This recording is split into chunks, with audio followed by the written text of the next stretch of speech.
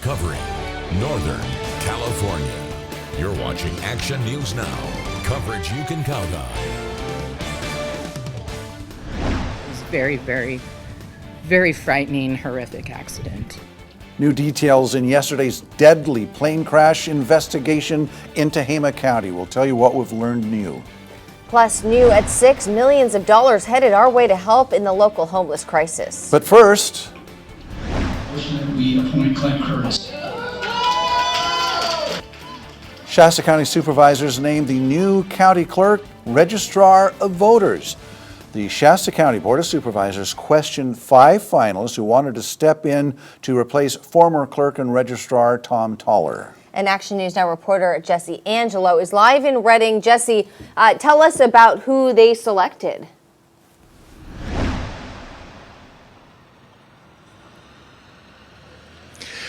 Well, Haley, they wound up interviewing 4 of those 5. One did not show up, but it was a packed house at the City of Shasta Lake City Council chambers for this meeting. Take a look.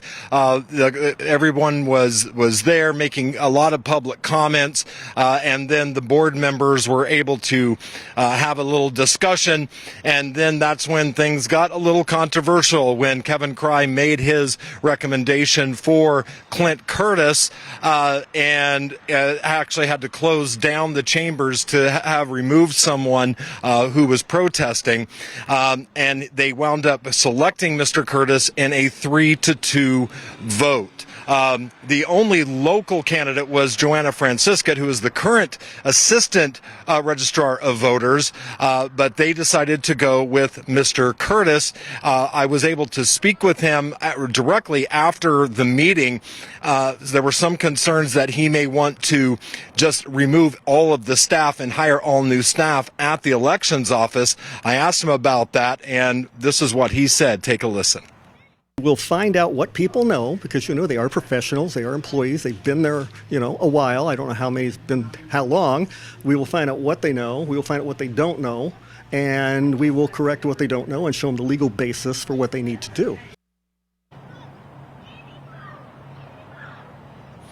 And Mr. Curtis will be the new ROV just for the remainder of Kathleen Darling-Allen's original term, but that is pending a background investigation. Live in Redding, Jesse Angelo, Action News Now. Thank you, Jesse. The county says that Curtis does have experience in elections law and investigative analysis as well. Pending a background check, he'll serve the remainder of that current term that ends January 4th of 2027. New details now in the deadly plane crash investigation in Tehama County. Officials have not confirmed the identity of the man who died, but multiple friends are sharing his name on social media and are saying he is or was Del Schulte. Now, friends call him an accomplished pilot who ran the California Highway Patrol Aviation Division, Northern California. Now, we were on the scene yesterday when the plane carrying 2 people crashed in a wooded area along Phyllis Road, southwest of Cottonwood. Katie Deese says that she jumped into action when she saw it happen. We looked out our kitchen window and we seen a big black clouds of smoke right here. It was very, very, very frightening, horrific accident. Deese says she saw the passenger several yards from the crash scene with severe burns. Another neighbor in the area says that he made the first call to 911. He also says he knows the survivor and says he's currently at UC Davis in an induced coma. Authorities are not confirming that information, however. New at 6, more money is coming to help tackle the homeless crisis in Butte County. The State Department of Housing and Community Development awarded more than $26 million to 6 different agencies, and more than $6 million of it is coming to True North Housing Alliance in Butte County, which operates the tourist shelter. I reached out to their executive director, who told me that this will significantly expand rapid rehousing and homelessness prevention funding for 5 years. Plus, it will support the multidisciplinary services offered out of the Navigation Center in the works. Now, we also know almost $3 million is heading to Yurok Indian Housing Authority, which primarily serves Humboldt County. Community leaders are working to make sure you're safe when you head to large events in downtown Chico. Action News Now reporter Nathan Espandula is there live. Nathan, what's in the works? There is no set plan yet, but local leaders have started having early conversations about adding retractable barriers to some areas downtown. I spoke with Allison Boyer, the Events and Promotions Manager for the Downtown Chico Business Association, or DCBA. She told me it's always worth it to take extra steps in the name of public safety. Conversations started purely out of what we can do to be the best servants for the community, not out of a cause of alarm that we think that this is necessarily going to happen here, but just in case, we would love to do everything that we can do. We also reached out to the Chico Police Department. Lieutenant Jeff Durkin says their target team staffs the Thursday night market with dedicated officers that will not be pulled away from the event. They also use volunteer VIPs as extra eyes and ears. I also spoke with Addison Winslow, a Chico council member, and he told me that the barriers might be put in as part of the downtown Chico revitalization project, which will see a major overhaul of this area. Live in Chico, I'm Nathan Espindula for Action News Now. Nathan, we've heard a lot about this revitalization project. When could it actually happen?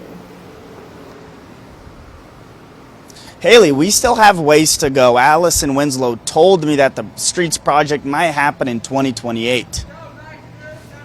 Okay, thank you, Nathan. The Chico Police Department says while using substantive barriers would be the best deterrent, there are a lot of different temporary options being explored that could be deployed in the meantime.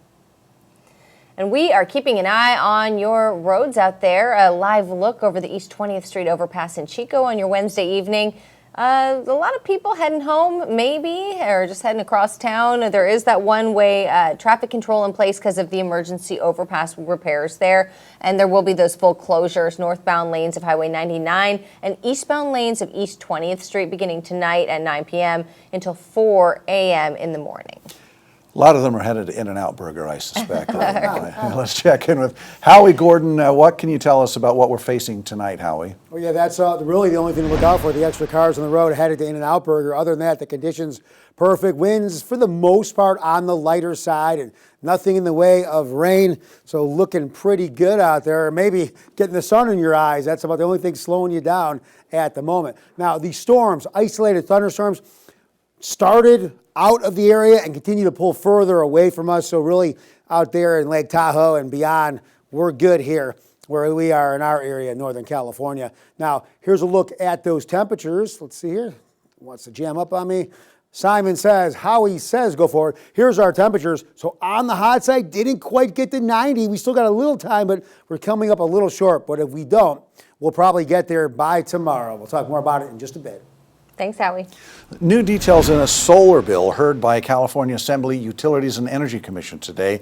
It could break millions of contracts with solar users at the expense of lowering the bills for non-solar users. Action News Now reporter Margot Rowe has spent all day breaking this bill down, speaking with members of the community. So, Margot, tell us about this bill. How does it all work?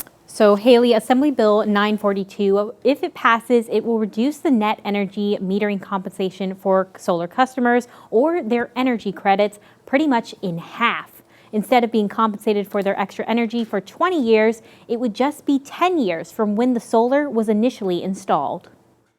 Assembly Bill 942 aims to reduce the compensation for solar customers by reducing the net energy metering or NEM compensation. But the bill is an effort to help offset the high rates that non-solar customers pay, and this would impact millions of solar customers who got solar before April 2023. It's not what they were promised initially. Homeowners that were signing up for solar were promised an initial 20-year grandfathering period, as to where for 20 years the utility would buy back the extra energy that the homeowner is producing. Now, the utility companies are trying to renegotiate on that. PG&E said in a statement the utility is in support of the bill because it would reduce energy bills to all customers. According to the CPUC, net energy metering subsidized shift 11 to 20% of fixed grid costs to non-solar customers, which is between $200 to $400 per year per customers. But one woman I spoke with thinks it's a bad move to break the contracts. The people have paid a lot of money to perform what I think of as a public service, reducing the burden on the power grid, plus providing potential sources of power and outages. I think that rather than putting more burden on people who are choosing to go solar, we should actually make it more viable and more affordable for everyone. So if they're concerned about people paying too much for power bills when they are low income, maybe they should be installing solar panels on some of their homes.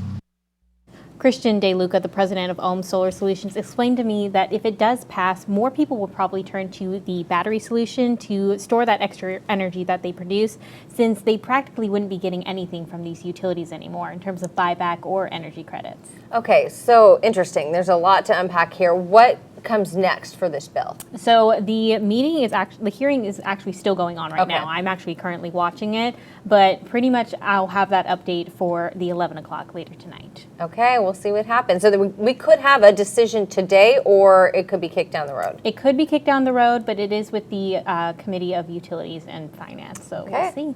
Thanks, Margot. Thanks, Margot.